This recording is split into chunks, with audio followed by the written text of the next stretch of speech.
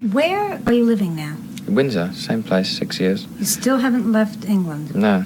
You still feel strongly about that? Well, I mean, I just don't belong anywhere else. I sold my house in Los Angeles, they pulled it down.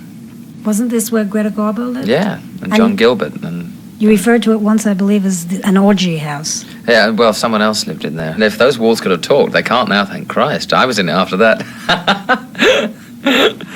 Well, now, you're one of the few that stayed in England. I mean, you and McCartney and Jimmy Page, I guess, of the... The Who? Yeah, all right. But, I mean, so many have left. Yeah. And Rod Stewart said to me, no matter what anybody tells you, it's all down to money. It's because of the taxes, and that's why we've all left. I think it's probably basically absolutely right. But you've made quite a lot of money, and yet you still live there. I made a hell of a lot of money. I still live there. The taxes in England are only 60% now.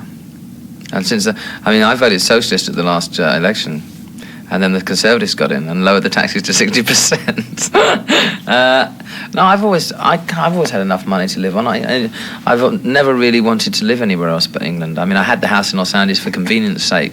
Do you still have to lead a very sort of reclusive life in England? No, I don't live a reclusive life at all in England. Not at all, because I'm involved with my soccer team, which I go out all the time with the soccer team to matches and stuff like that. I've never really led a reclusive life. Well, there was all this talk that you had to have telexes coming in, you couldn't have a phone. Oh, I don't have a phone, no, because it would drive me around the twist. I have a phone I can phone out. I'm not a recluse, but the phone drives you crazy. I mean, it really does. And, half the people that get it, phone the fans find out your number, and it's just ridiculous. So I decided no phones except that I can phone out. And I do have a phone where my housekeepers live. And if anyone wants to get me in touch with an emergency, they can get in touch with me. But no, I like a little bit of tranquility. Empty Garden, did you write that specifically as a tribute to John, or did it just turn out that way? Or did you tell Bernie to, No, when John died, I wanted to write something, and I thought, well, if you're going to write something, don't do it now, for God's sake. Let time pass. And then I suddenly thought, well, you can't write lyrics. So, you really start. I didn't tell Bernie to write anything, and Bernie came over last August or whatever to Paris with a bunch of lyrics, one of which was Empty Garden. And he didn't push it forward or anything. I just looked at it and I said, is this what I think? It's fairly obvious what it was about. And it said everything I wanted to say without being sort of too cloying and everything. And it was one of those Taupin lyrics where I thought it was so perfect for me that I just sat down and wrote the song immediately, and the song came out straight away. I just looked at the words, and there was the melody coming out. Welcome back to The Inside Track. I'm Lisa Robinson. One of rock's most enduring and colorful stars certainly is Elton John, who in the early and mid-'70s had a phenomenal string of hits that he wrote with Bernie Taupin. Now Elton is back with a hugely successful record and a sellout cross-country concert tour. When we sat down to talk in New York, Elton talked candidly about his outrageous mid-'70s image. I did ridiculous things in those days. I mean, I don't mind being generous, but I did go over the top. I was totally over the top. It was a fantasy. The whole thing was just crazy. I wanted a rhinestone Volkswagen at one point. Were you ever embarrassed to read any of that stuff, or did you think it was all kind of amusing? I was amusing at the time. I'd probably be very embarrassed to look back on it and read it now. I still got all the clippings somewhere. Thank God I had the best time doing it. It took me 2 years afterwards to sort of recover from it. But it was fantasy. It was just craziness. But it was because it wasn't preconceived. I never wanted to be a singer. I never wanted to do this, be a star. I just wanted to write songs with Bernie, and bang, wang, and it all happened. And we had records in the charts. We never lost money on a tour. Money was coming in right, left, and centre. And I never had time to think about it all. I was just so knocked out to be in the charts with Crosby, Stills, Nash and Young, and playing with Leon Russell that it was very innocent. The only reason I started singing was because the people said, well, Empty Skies come out, you got to get a band together. And it was all an accident. That's the whole thing. It was just a whole ridiculous accident. And that's why I think for those 6 years that everything did go over the top. I went totally over the top. Fabulous. And that's what made me so depressed in 76 and come off the road, because there was nothing else in my life. It was Lennon who really said, for Christ's sake, stop, you're going to end up like a maniac. And that was in 75, and a year later I actually, the penny dropped. I said, no, I'm having a great time. What are you time? He said, you'll see. And a year later I really saw. And that's why it could never be the same again. There will never be that innocence, or there will never be that magic. It will always be different somehow. I mean, I'll enjoy it, but I'll never enjoy it as much as I did then, because it was like a dream. It was like winning the pools or winning the lottery or something like that, which is incredible. What do you think it was about what you did then that not only made Robert Hilburn write that rave review, which brought all the attention to everything, but made so many people sort of look at you as this kind of savior of rock and roll or something, or this sensitive songwriter who yet could still have these unbelievably wild, flamboyant stage performances and bridge that gap? It's a mixture thing. I mean, I did have the radio stations behind me. I was the darling of FM radio at that time too. A lot of people were deceived by the Elton John album sleeve and probably the orchestra on it, and the fact that we were more or less a rock and roll band, just piano, bass and drums, and then I did wear funny things. And I think it brought a lot of escapism. I didn't take myself too seriously. Singer-songwriters at that particular time did sort of have that sort of dull image. I mean, it was like, you know, there weren't any flamboyant singer-songwriters around. It was James Taylor, Carole King, and selling loads of records. But and apart from Joe Cocker and Mad Dogs Newsman, there weren't many sort of flamboyant sort of groups, and they hardly were glamorous. And I was hardly glamorous. I was ridiculous, and I think the ridiculousness caught the people's attention. I mean, I remember Steve Stills standing at Fillmore East saying, "I'm not sure about this, but I got to stay and have a look," because nobody knew what I was going to do next, least of all me, and what I was going to wear. I mean, people said, "You can't do that." They said, "I can. Why not? Nonsense, dear boy." And I was just having a ball, and but the music was there. And on top of that, people knew that they were going to get entertained and see something a little different to what was happening. Hey, there's this pudgy guy standing on a piano. Why is he doing that? But they liked it. Was some of the things you wore. I've been looking back at some old pictures. These big feathers. I've got them all at home, and I always take people. I want to see a tour of the house, and I take them. And I say, "Do you want to see the costume room?"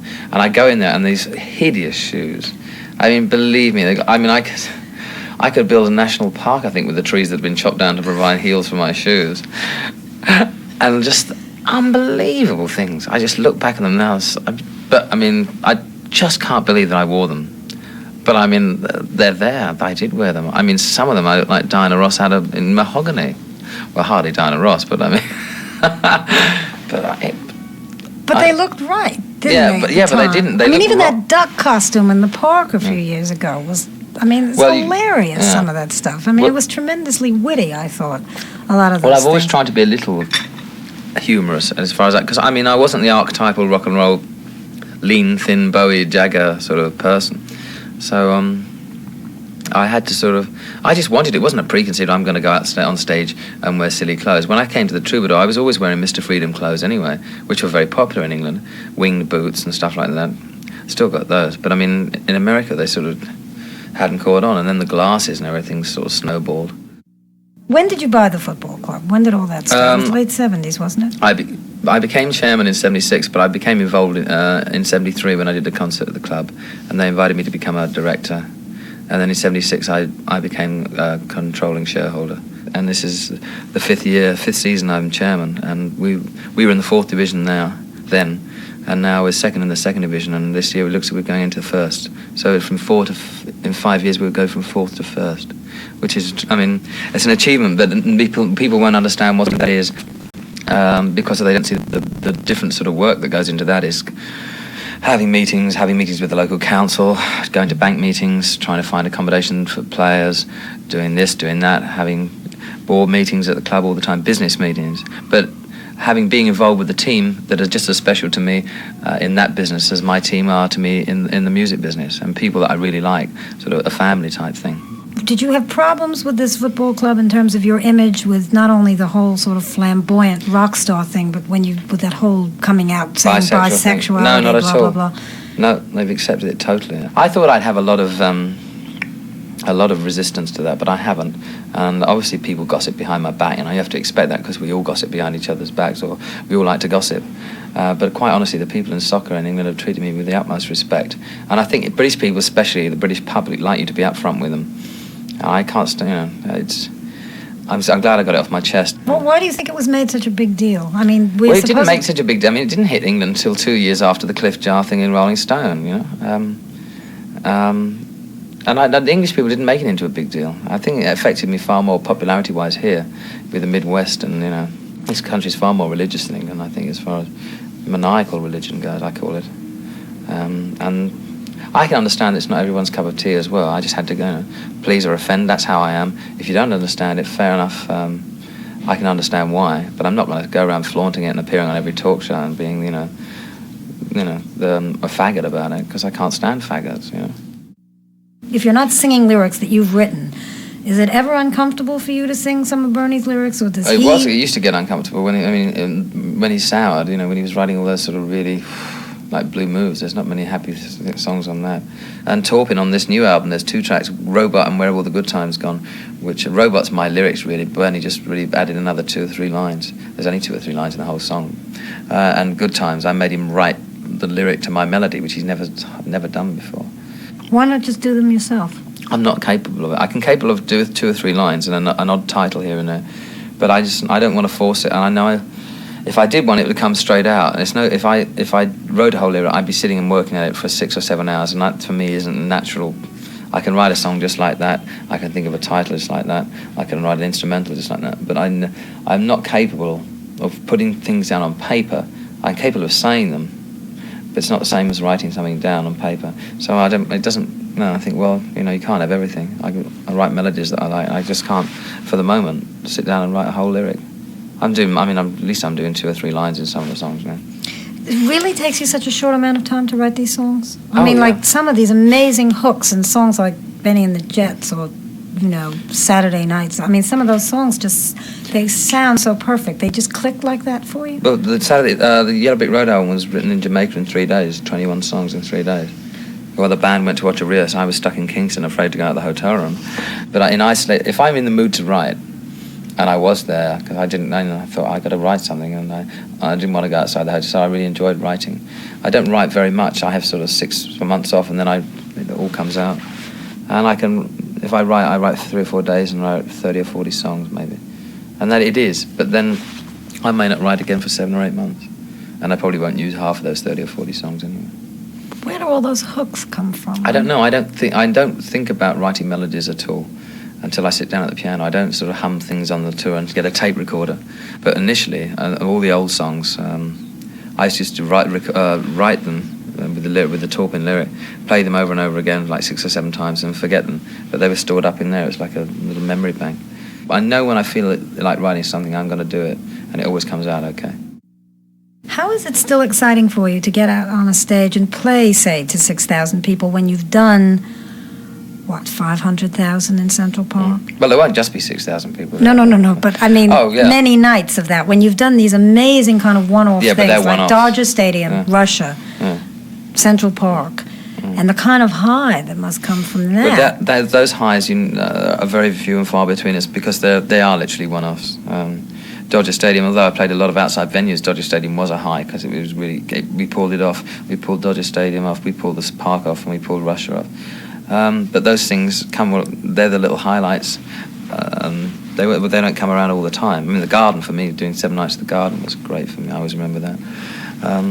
But those things crop up. They're events, and you turn them into events. And if you've got enough, you have to turn them into events. You have to make them successful, because if you don't, then people won't come and see you next time. It's like the park thing. I was so lucky with the weather, but it was like a party, and people really had a good time. Whether half the people there, or 2/3 of the people there, probably never bought one of my records, but they just went because it was a nice day and it was something to do and it was music and it really worked.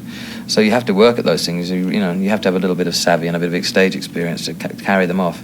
And they're very big challenges. They're the sort of things where you think, am I going to carry it off? Whereas a normal gig, you know you can.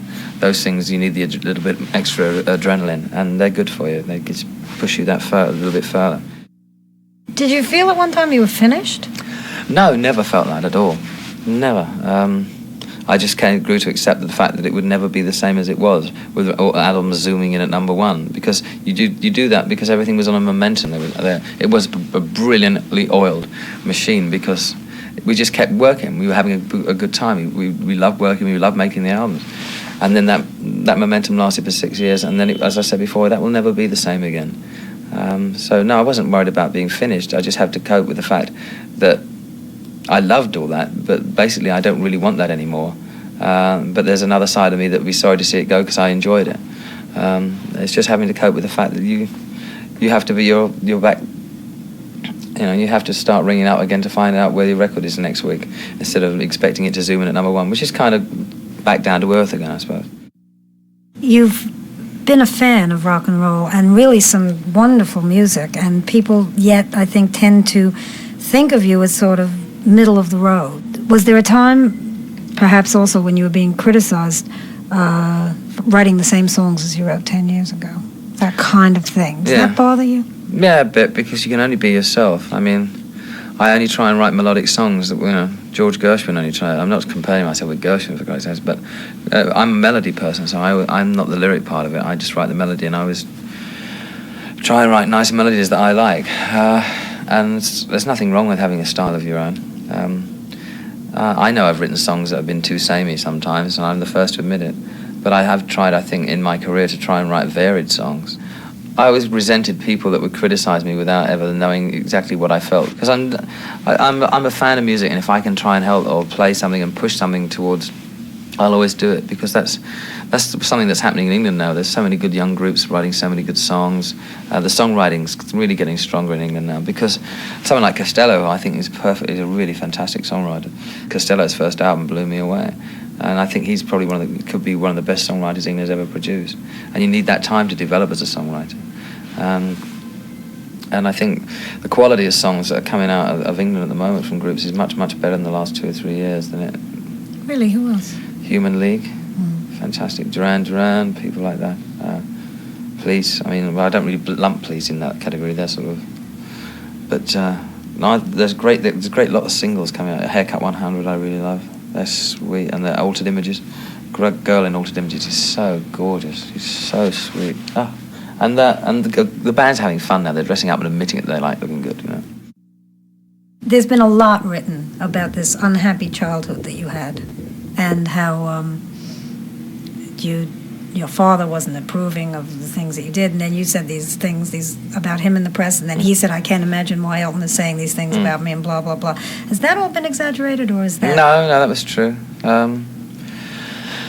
Basically what it was is my father really didn't want me to become a rock and roller. He wanted me to join the Air Force or get a good job in a bank or something like that. And of all my family, since my success, nobody in my family, on my mother's side or my father's side, and I'm friendly with them both, has ever asked me for any money. When I played in Liverpool, I played a couple of concerts in Liverpool quite some time ago. My father came out of the Air Force, found that things weren't so easy in Civilian Street, and then had 4 kids in 4 years, which I thought was rather unfortunate for me, because he never liked kids. And I went to say, I thought, well, listen, time's too short, you know, let's go and make this up, this is ridiculous. And I stayed at his house for the weekend, and I bought him an estate car, because he had a little Mini, and it wasn't big enough to take all the kids around. And a week later he wrote to me asking me for £40,000 to buy a farm, you know.